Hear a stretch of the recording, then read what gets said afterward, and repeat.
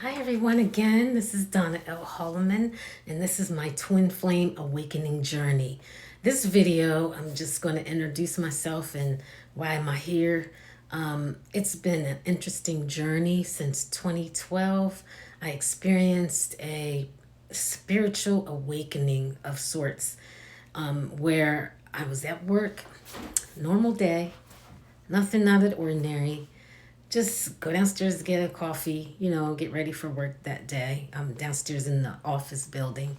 And then as I got on the elevator, someone got on the elevator with me. And soon as the door closed, something happened. And it was very, extremely amazing. And I believe it happened to both of us, or else I could have had a personal stroke. Now, I mentioned all this back in my early videos, which was 4 years ago, was was the my last post, and I'm starting it up again because I found that there's subscribers and likes that I didn't know I had, and I figured, okay, my spirit is saying, just come on again, let's start it all over, and let's give people what they're looking for, and hopefully this will help through your spiritual awakening experience. Now, everything I speak of here today and on all my videos, it's just all in my perspective. Everything that I've been through, everything that I've experienced through this spiritual process. I did not know about spiritual awakening prior to 2012, even though we saw the movie, was it 2012, the Apocalypse. But I just took it as a movie. I love movies like that. I love Star Trek-y movies. I love movies. I watch a lot of movies. And who knows, that could be a part of it. People can say that could be a part of your experience is because you watch so many movies. Well, I don't think so, because this was too live, too clear, too perfectly aligned for me to mistake as not real in my world. Although I hear of all the videos that I've watched, all the people that have talked about it, that this is a simulation that we live in. And as I look back, it does look like a simulation, like something came along, interfered, and changed. Even the walls around me changed, and the way they wanted, whoever was in control of how my connection with this other person would become. So I am here to talk about the little intricacies of a spiritual awakening process that I've been through since then.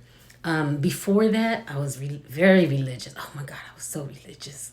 I was in the Bible. I didn't push Bibles because I don't like pushing anything on anybody, but I was into the Bible. I read it from back to front, front to back, and I tried to understand, make sense of it.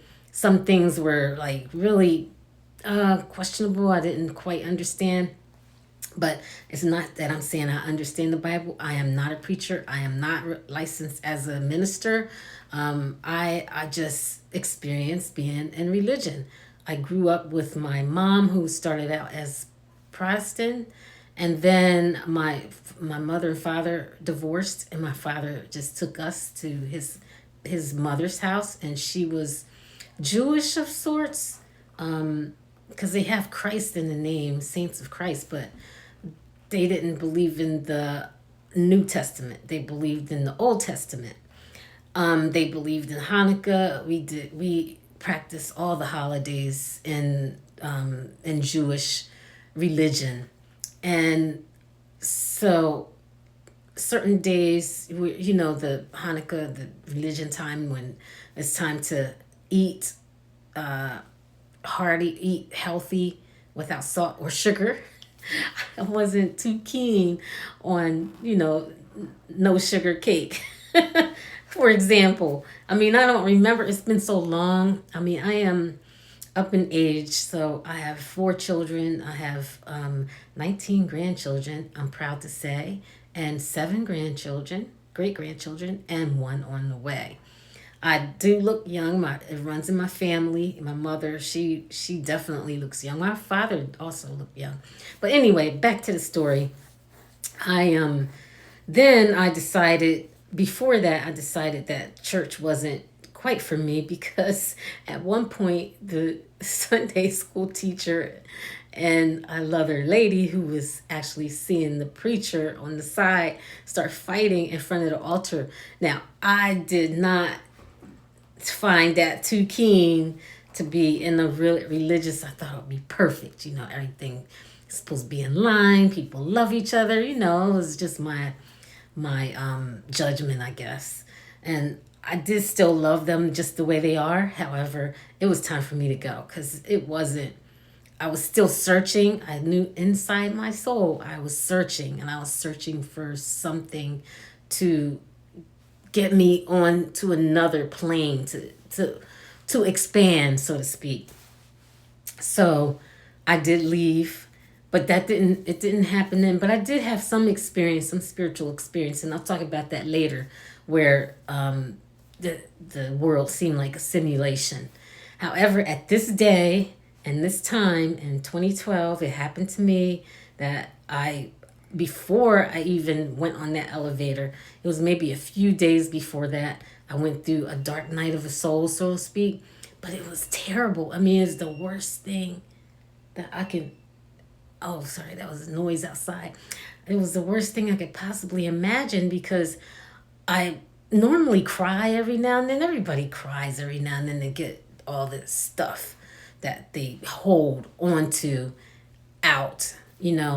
But this time, I had this dream that I met someone and I was madly in love with this person. I couldn't quite make out his face in my dream, but I knew it was a person that I don't know. I just don't know. But I believe that I when I experienced that day, I didn't put two and two together either. The dark night of the soul plus the dream, I didn't quite put that together, but I think the dark night of the soul was assisting me on helping me to get ready for an introduction. That's how I took it. So that introduction, felt so good that day. So, oh man, so elated. Like, when after you go through a dark night of the soul and you cry it all out. You kind of feel a bit freer, a lot freer. You let go of some things. You don't know what you let go of, but you just let go. You know that you feel a lot lighter after all that crying, all that wondering, who am I, all that kind of stuff, right? So then I met this person on the elevator. The elevator disappeared. I was in another world, and I believe he was with me. That's why I said it's a twin flame.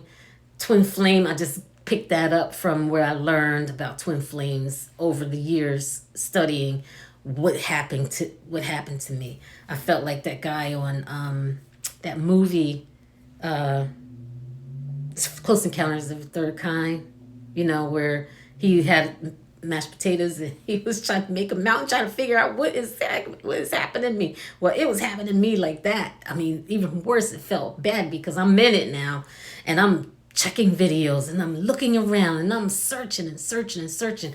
I must have saw about 50 million. It felt like 50 million videos, although it may not exist. That many videos may not exist, but it may.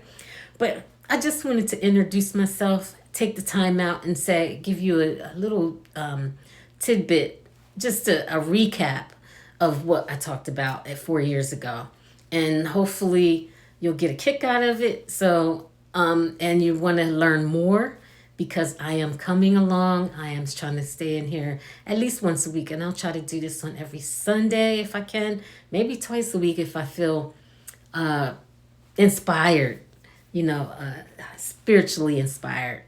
So stay with me, and I look forward to seeing you around. Make your comments, subscribe, like my channel. I look forward to seeing you again soon.